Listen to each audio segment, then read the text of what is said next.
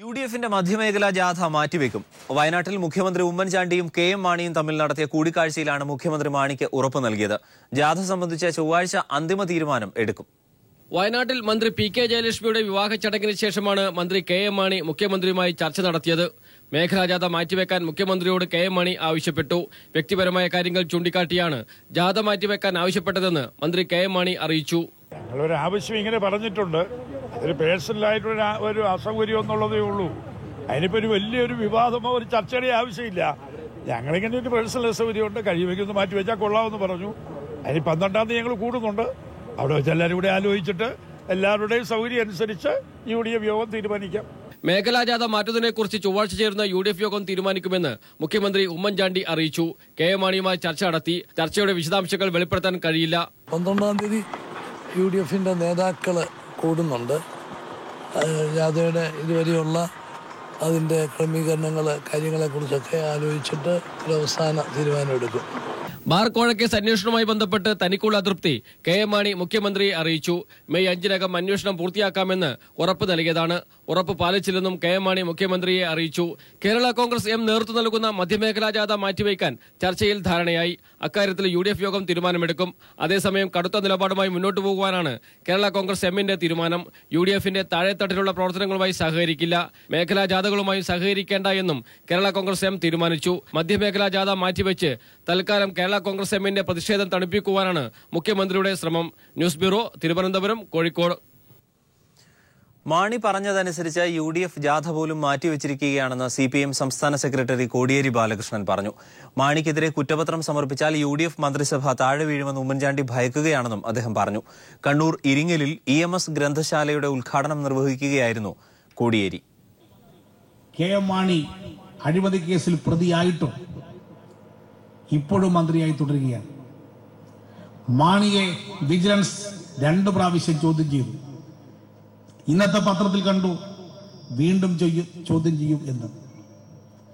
ഇനി ചോദ്യം ചെയ്യുകയല്ല വേണ്ടത്, മാണിക്ക് കയ്യാമം വെച്ച് ജയിലിലടക്കുകയാണ് വേണ്ടത്. അഴിമതി കേസിൽ പ്രതികളാകുന്ന ആളുകളെ കൈകാര്യം ചെയ്യുന്നതുപോലെ എന്തുകൊണ്ടാണ് മാണിയെ കൈകാര്യം ചെയ്യാൻ ഗവൺമെന്റ് കഴിയാത്തത്, വിജിലൻസിന് കൈകാര്യം ചെയ്യാൻ കഴിയാത്തത്? മാണി പറഞ്ഞു ജാഥ മാറ്റിവെക്കണം. ഇങ്ങനെ ഓരോ ദിവസവും UDFനെ മുൾമുനയിൽ നിർത്തുന്ന കെ.എം. മാണിക്കെതിരെ ഒരു നടപടിയെടുക്കാൻ UDFന് കഴിയാത്തത്, മാണിക്കെതിരെ കുറ്റപത്രം കൊടുത്താൽ ഉമ്മൻചാണ്ടി ഗവൺമെന്റ് ആ നിമിഷം നിലംപതിക്കും എന്നതുകൊണ്ടാണ് മാണിക്കെതിരെ കുറ്റപത്രം കൊടുക്കാത്തത്. കെ.എം. മാണിയെ വയനാട്ടിൽ DYFI പ്രവർത്തകർ കരിങ്കൊടി കാണിച്ചു. 30ഓളം പ്രവർത്തകരാണ് പ്രതിഷേധിച്ചത്. ജില്ലാ നേതാക്കൾ അടക്കമുള്ളവരെ പോലീസ് അറസ്റ്റ് ചെയ്ത് നീക്കി.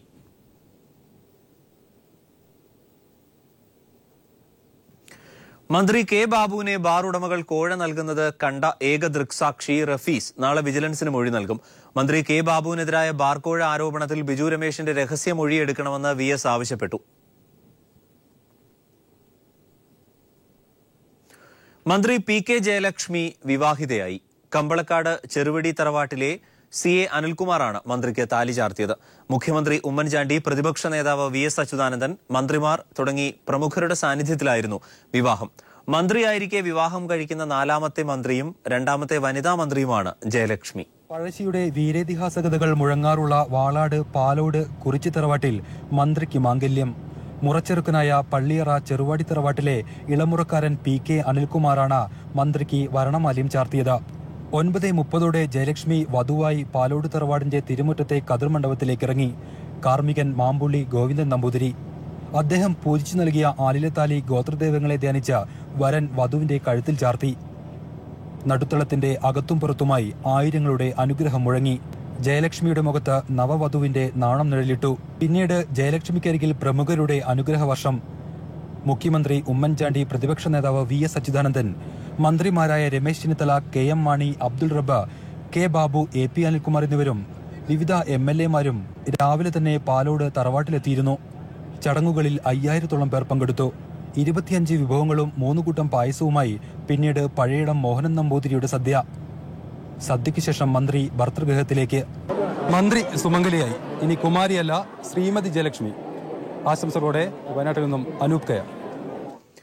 കേരളത്തിൽ കാലവർഷം ജൂൺ 1 എത്തുമെന്ന് കേന്ദ്ര കാലാവസ്ഥാ നിരീക്ഷണ കേന്ദ്രം. പക്ഷേ മഴയുടെ അളവിൽ ഗണ്യമായ കുറവുണ്ടാകുമെന്നും കാലാവസ്ഥാ നിരീക്ഷണ കേന്ദ്രം മുന്നറിയിപ്പ് നൽകിയിട്ടുണ്ട്. പുത്തൻ യൂണിഫോമും പുതുപുത്തൻ ബാഗും പുതിയ കുടയും ചൂടി സ്കൂളിലേക്ക് പോകുന്ന കൂട്ടുകാർക്ക് കൂട്ടായി ഇത്തവണ കൃത്യസമയത്ത് കാലവർഷം എത്തും. കേരളത്തിൽ കാലവർഷം ജൂൺ 1 തന്നെ എത്തുമെന്ന് കാലാവസ്ഥാ നിരീക്ഷണ കേന്ദ്രം അറിയിച്ചു.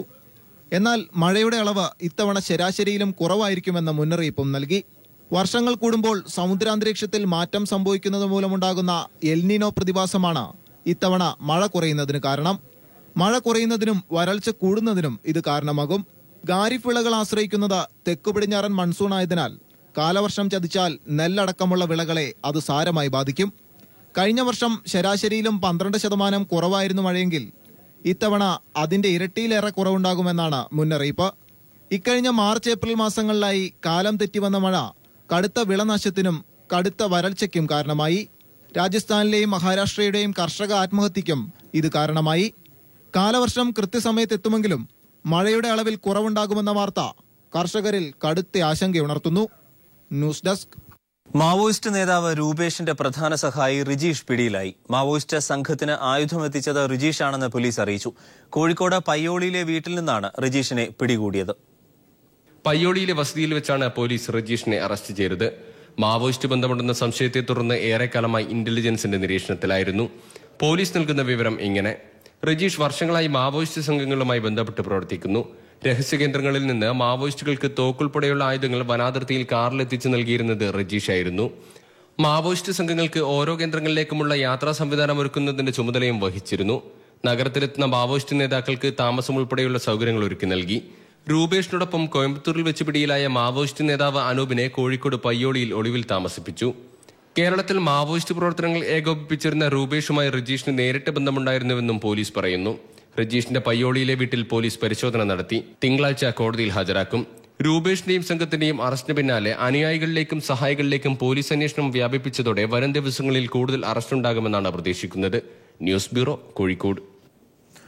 JDU നേതാവ് MP വീരേന്ദ്രകുമാർ കോഴിക്കോട് ഗസ്റ്റ് ഹൌസിലെത്തി പ്രതിപക്ഷ നേതാവ് VS അച്യുതാനന്ദനുമായി കൂടിക്കാഴ്ച നടത്തി. സൌഹൃദ സന്ദർശനം മാത്രമായിരുന്നുവെന്നും രാഷ്ട്രീയ കാര്യങ്ങൾ സംസാരിച്ചില്ലെന്നും നേതാക്കൾ കൂടിക്കാഴ്ചയ്ക്ക് ശേഷം പറഞ്ഞു. സംഘപരിവാർ രാഷ്ട്രീയത്തിനെതിരെ പരിപാടി എന്ന നിലയിൽ നാളെ കേളുവേട്ടൻ പഠന ഗവേഷണ കേന്ദ്രത്തിന്റെ നേതൃത്വത്തിൽ കോഴിക്കോട് നടക്കുന്ന പരിപാടിയിൽ CPIM സംസ്ഥാന സെക്രട്ടറി കോടിയേരി ബാലകൃഷ്ണനുമായി വേദി പങ്കിടുമെന്നും MP വീരേന്ദ്രകുമാർ വ്യക്തമാക്കി. ഞങ്ങൾ സംസാരിച്ചത് ആരോഗ്യപരമായിട്ട് കാര്യങ്ങളും കാണണമെന്ന് പറഞ്ഞു. ഞാൻ 2 മാസം പോലാതെ കിടക്കുകയായിരുന്നു. ഞാൻ അങ്ങോട്ട് വരേണ്ട ദിവസം ഞാൻ ഇവിടെ വന്ന് കണ്ടോളാം. സംഘ് പരിവാറിൻ്റെ രാഷ്ട്രീയത്തിനെതിരായി മുന്നണിക്ക് അതീതമായിട്ടുള്ള വേദികളൊക്കെ പങ്കിടുമെന്ന് ഞാൻ പല പ്രാവശ്യം പറഞ്ഞതാണ്. അത് ഇനിയിപ്പോൾ ആവർത്തിച്ച് പറയേണ്ട കാര്യമൊന്നുമില്ല. ആരോഗ്യത്തെ സ്ഥിതിയെ സംബന്ധിച്ച് അദ്ദേഹത്തോട് ഞാൻ ചോദിച്ചു. എൻ്റെ ഇതിനെ സംബന്ധിച്ച് അദ്ദേഹം എന്നോട് ചോദിച്ചു. തീർന്നു. ഉടനെ തന്നെ പോയി. മറ്റൊന്നും പ്രശ്നമില്ല. കേന്ദ്ര സർക്കാർ സ്ഥാപനമായ കളമശ്ശേരി HMD കമ്പനി വിരമിച്ചവർക്ക് പെൻഷൻ നിഷേധിക്കുന്നതായി പരാതി. വർഷങ്ങളോളം ജോലി ചെയ്ത 1000-ഓളം ജീവനക്കാർക്കുള്ള പെൻഷനാണ് കമ്പനി തടഞ്ഞുവെച്ചിരിക്കുന്നത്. കളമശ്ശേരി HMTയിലെ രീതി അങ്ങനെയാണ്. 30-35 വർഷക്കാലം കമ്പനിക്ക് വേണ്ടി ജോലി ചെയ്തിട്ടുണ്ടാകും. പക്ഷേ പെൻഷൻ കൊടുക്കില്ല. HMTക്ക് പ്രത്യേക പെൻഷൻ പദ്ധതിയില്ല എന്നതുകൊണ്ട് തന്നെ ഇവിടെ നിന്നും 20 വർഷം മുൻപ് വിരമിച്ചവരുൾപ്പെടെ നിർഭാഗ്യവാന്മാരായ 1000-ഓളം പേർ വാർദ്ധക്യകാലത്ത് ജീവിതം വഴിമുട്ടി നിൽക്കുകയാണ്. കോടികളുടെ ലാഭത്തിൽ പ്രവർത്തിക്കുന്ന കമ്പനി ഭൂമി വിൽപ്പന വഴിയും കോടികൾ സമാഹരിച്ചിട്ടുണ്ടെങ്കിലും പെൻഷൻ നൽകില്ലെന്ന വാശിയിലാണ് ഈ കേന്ദ്ര സർക്കാർ സ്ഥാപനം. HMT non pensioners association general secretary EV Raghavan. സ്ഥലം വിറ്റ വകയിൽ 2006 വിൽക്കുന്ന സമയത്ത് അവിടുത്തെ ട്രേഡ് യൂണിയനായിട്ട് ചില തർക്കങ്ങൾ വന്നതിന്റെ അടിസ്ഥാനത്തിൽ ഇവിടുത്തെ മാനേജ്മെന്റ് ഒരു ഓഫർ അവർക്ക് കൊടുത്തതെന്ന് പറഞ്ഞാൽ അതിൽ വിറ്റ് കിട്ടുന്ന സംഖ്യയുടെ 50% എമൗണ്ട് ഇവിടുത്തെ തൊഴിലാളി ക്ഷേമ കാര്യങ്ങൾക്ക് വിനിയോഗിക്കാന്നാണ്. ഇന്ന് വരെ ഒരു പൈസ പോലും അവർ കാര്യത്തിൽ ഈ പെൻഷൻ ആവശ്യത്തിന് വേണ്ടി അവർ ചെലവഴിച്ചില്ല. EPF നിയമം വരുന്നതിന് മുൻപ് ജോലിയിൽ പ്രവേശിച്ചതിനാലാണ് ഇവർക്ക് പെൻഷൻ നൽകാൻ കഴിയാത്തതെന്നാണ് HMT മാനേജ്മെന്റിന്റെ വിശദീകരണം. എന്നാൽ കൊച്ചിൻ പോർട്ട് ഉൾപ്പെടെയുള്ള സ്ഥാപനങ്ങൾ അവരുടെ സ്വന്തം ഫണ്ടായി സ്വരൂപിച്ച 239 കോടി രൂപയുടെ ആസ്തിയിൽ പെൻഷൻ പദ്ധതി രൂപീകരിച്ച് കേന്ദ്ര നിരക്കിൽ പെൻഷൻ നൽകുന്ന മാതൃക HMT സ്വീകരിക്കണമെന്നും വിരമിച്ചവർ ആവശ്യപ്പെടുന്നു. ഒരു കാലത്ത് HMTക്ക് വേണ്ടി വിയർപ്പൊഴുക്കിയിരുന്നവരാണ് ഇന്ന് പെൻഷൻ പോലുമില്ലാതെ കഷ്ടത അനുഭവിക്കുന്നത്. 30 വർഷക്കാലത്തോളം HMTക്ക് വേണ്ടി സേവനമനുഷ്ഠിച്ച 1000-ഓളം പേരുടെ ഈ പ്രതിസന്ധിക്ക് ഇനിയെങ്കിലും കേന്ദ്ര സർക്കാർ പരിഹാരം കാണേണ്ടിയിരിക്കുന്നു. HMTക്ക് മുമ്പിൽ നിന്നും ക്യാമറാമാൻ അഭിലാഷ് നിലമ്പൂരിനൊപ്പം KM ഉമേഷ്. കൊച്ചി പെട്രോനൈറ്റ് LNGക്ക് കഴിഞ്ഞ വർഷം 400 കോടിയുടെ നഷ്ടമുണ്ടായെന്ന് MD AK ബല്യാൻ. നഷ്ടം സഹിച്ച് എത്രനാൾ മുന്നോട്ടു പോകാനാകുമെന്ന് പറയാനാകില്ലെന്നും പദ്ധതി ഉപേക്ഷിക്കുന്നതിനെക്കുറിച്ച് ഇപ്പോൾ ചിന്തിക്കുന്നില്ലെന്നും ബല്യാൻ എറണാകുളം പ്രസ് ക്ലബിന്റെ മീറ്റ് ദ പ്രസ് പരിപാടിയിൽ പറഞ്ഞു. ഒരു ദശാബ്ദം നീണ്ട കാത്തിരിപ്പിനൊടുവിൽ 1.5 വർഷം മുൻപാണ് പുതുവൈപ്പിൽ പെട്രോനെറ്റ് LNG കമ്മീഷൻ ചെയ്തത്. കേരളത്തിന്റെ വ്യാവസായിക വളർച്ചയ്ക്ക് ഏറെ മുതൽക്കൂട്ടാവുമെന്ന പ്രതീക്ഷയിൽ തുടങ്ങിയ LNG ടെർമിനലിൽ സ്ഥാപകശേഷിയുടെ 5% പോലും ഇപ്പോഴും ഉപയോഗിക്കുന്നില്ല. അതിനാൽ തന്നെ 400 കോടിയോളം രൂപയാണ് നഷ്ടമുണ്ടായതെന്ന് Petronet LNG MD AK Balyan പറഞ്ഞു. ദീർഘകാല പദ്ധതിയായാണ് കൊച്ചി പെട്രോനെറ്റ് LNG വിഭാവനം ചെയ്തിരിക്കുന്നത് എന്നതിനാൽ പദ്ധതി ഉപേക്ഷിക്കുന്നതിനെക്കുറിച്ച് ഇപ്പോൾ ചിന്തിക്കുന്നില്ലെന്നും AK ബല്യാൻ പറഞ്ഞു.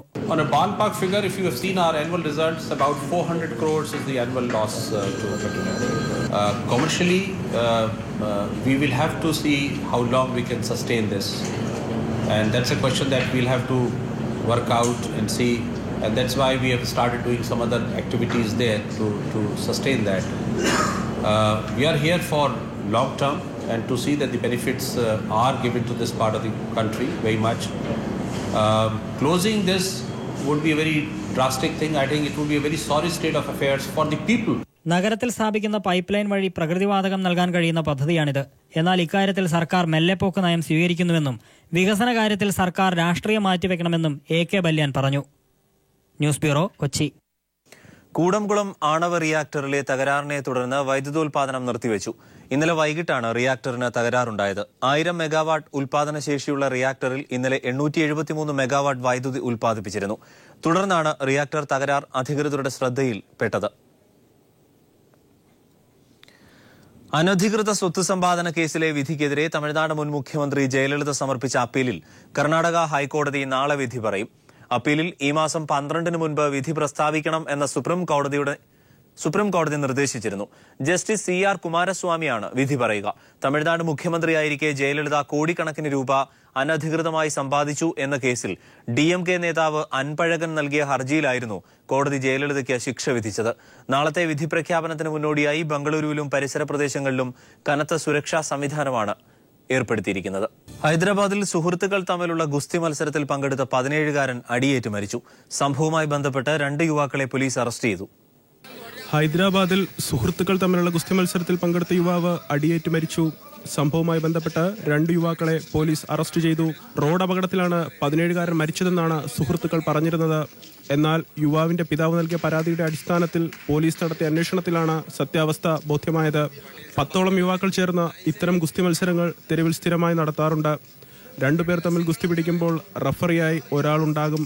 എന്നാൽ അടി ആരംഭിച്ചതോടെ റഫറിയായി നിന്ന യുവാവ് ഇരുവരെയും തമ്മിൽ അകറ്റാതെ മാറി നിൽക്കുകയായിരുന്നുവെന്ന് ദൃക്സാക്ഷികൾ പോലീസിനോട് പറഞ്ഞു.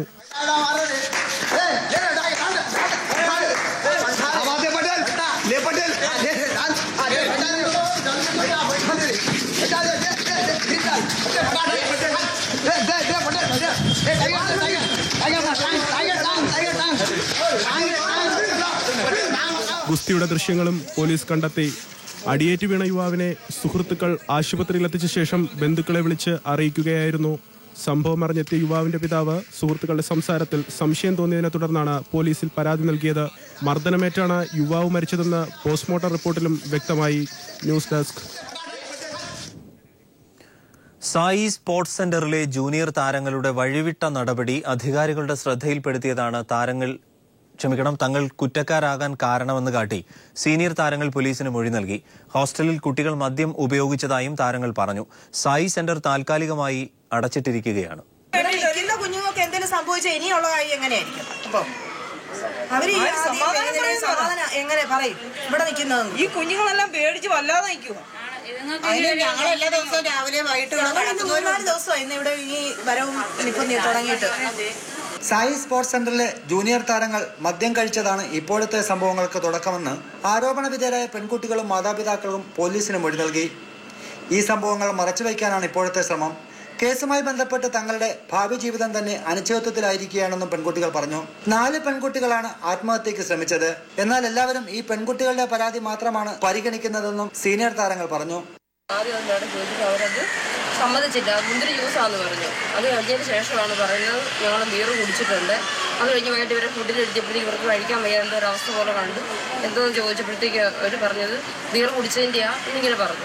അത് കഴിഞ്ഞതിന് ശേഷമാണ് പറഞ്ഞത് വിഷക്കായ കഴിച്ചത്. ഈ കുട്ടികൾ തന്നെയാണ് പറഞ്ഞത്.